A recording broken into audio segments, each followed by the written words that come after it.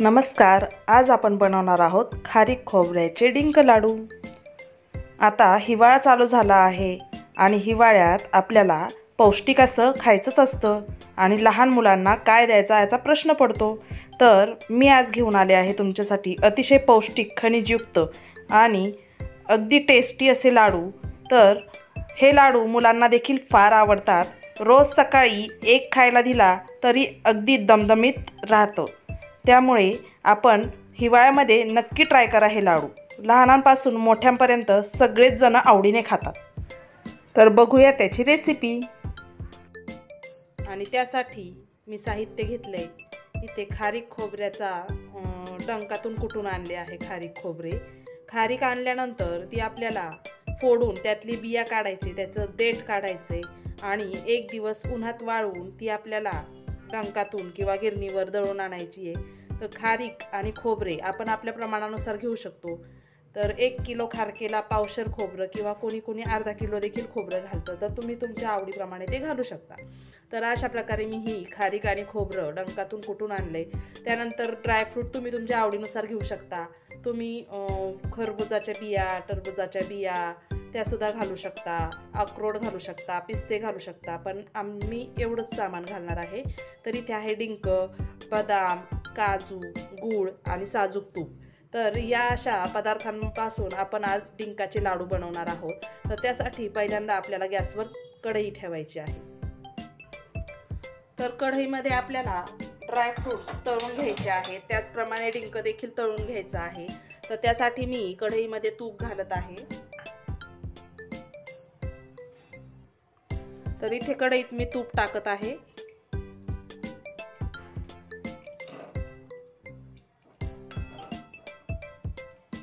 यामध्ये आता आपल्याला ड्रायफ्रूट्स तळून घ्यायचे.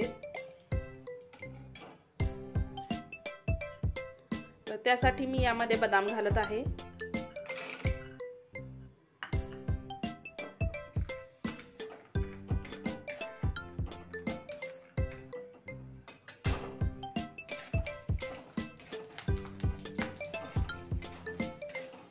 बदाम तळून झाल्यानंतर आपल्याला ते एका ताटामध्ये काढून घ्यायचे. तर इथे बदामाचा रंग बदलला आहे बघा. आपल्याला हे आता ताटात काढून घ्यायचे.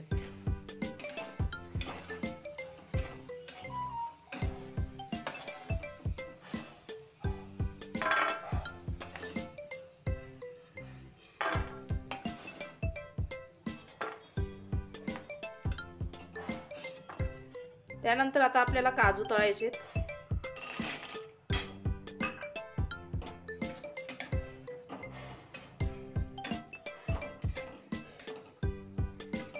तर आपले काजू देखील तळून झालेत. ते देखील आपल्याला ताटात काढून घ्यायचे.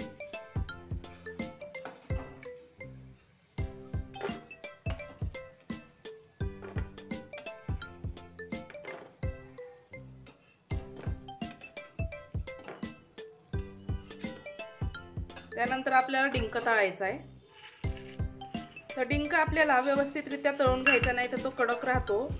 शक्यतो त्याची बारीक पावडरपेक्षा थोडेसे बारीक केले की ते चांगला तळला जातो. खूप जर मोठे खडे असतील तर तो मध्ये कच्चा राहण्याची शक्यता असते. त्यामुळे आपण थोडासा तो कुटूनच घालावा तळताना देखील. तर आता आपला डिंक देखील तळून झाला आहे. तो देखील आपल्याला आता ताटामध्ये काढून घ्यायचा आहे.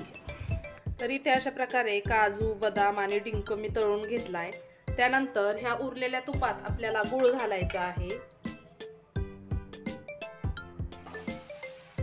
गूळ विरघळेपर्यंत, मेल्ट होईपर्यंत आपल्याला तो हलवायचा आहे.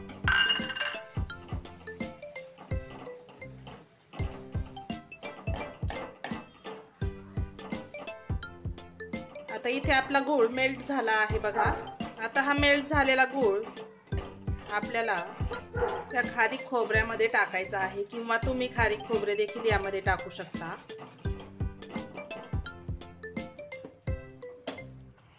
इथे मी गॅस बंद केला आहे आणि आपल्याला आता काजू, बदाम आणि डिंकाची पावडर बनवायची आहे. ती फार बारीक करायची नाहीये, थोडीशी ओबडधोबडच ठेवायची आहे. त्यामुळे टेस्ट छान लागते मध्ये मध्ये डिंकाची। तर अशा प्रकारे ओबडधोबड असे मी याचे बारीक करून घेतलं आहे। तर ते आपल्याला खारीक खोबऱ्यामध्ये टाकायचे आहे। इथे मी परात घेतली आहे, त्यामध्ये हे कुटलेले खारीक खोबरे टाकायचे आहे। त्यानंतर यामध्ये ड्रायफ्रूट घालून घ्यायचे। त्यानंतर यामध्ये गूळ ॲड करायचा आहे आणि तो यामध्ये मिक्स करून घ्यायचा आहे।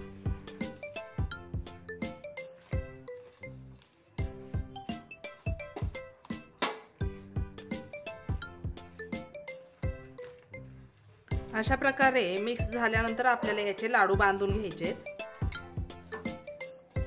अतिशय पौष्टिक असतात हे लाडू। हिवाळ्यामध्ये तर हमखास करून खावेत तुम्ही हे लाडू। लहान मुलं देखील आवडीने खातात। यामध्ये ड्रायफ्रूट घातल्यामुळे सांधे हाडे बळकट होतात आपली। लहानांपासून मोठ्यांपर्यंत सगळ्यांसाठीच पौष्टिक असा हा पदार्थ। लाडू बांधत असताना जर आपल्याला बांधता येत नसतील तर हे मिश्रण आपल्याला मिक्सरला फिरवून घ्यायचे आहे आणि मग लाडू बांधायचे आहेत। अगदी सहजरित्या बांधले जातात हे लाडू। पाहू शकता तुम्ही, एकसारख्या आकाराचे लाडू बांधून घ्यायचे।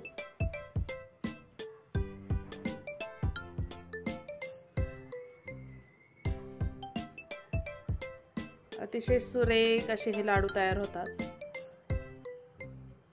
तर अशा प्रकारे आपल्याला सर्व लाडू बांधून घ्यायचे। लहान मोठे तुम्ही तुमच्या आवडीनुसार त्याची साईज ठेवू शकता।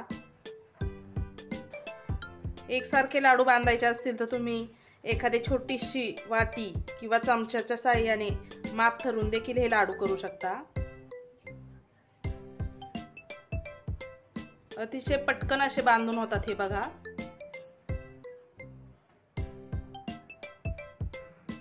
काही जण यामध्ये मेथी, हळीव किंवा बाकीचे अधिक पदार्थ देखील घालतात, पण मला हे उपवासासाठी करायचे होते त्यामुळे मी यामध्ये फक्त ड्रायफ्रूट, डिंक आणि खारीक खोबरं एवढंच घातलं आहे।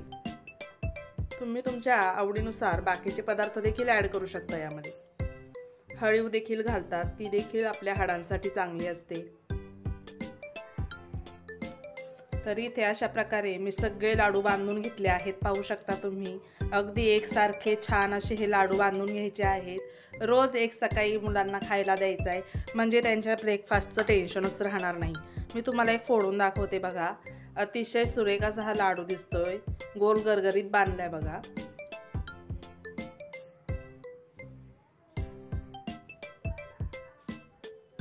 अतिशय मौसूद असा हा लाडू तयार होतो। गुळामुळे अधिकच पौष्टिक बनतो तो, आणि गूळ घातल्यामुळे आपल्याला तूप देखील कमी लागतं घालायला। त्यामुळे असा लाडू तुम्ही नक्की ट्राय करा या हिवाळ्यामध्ये।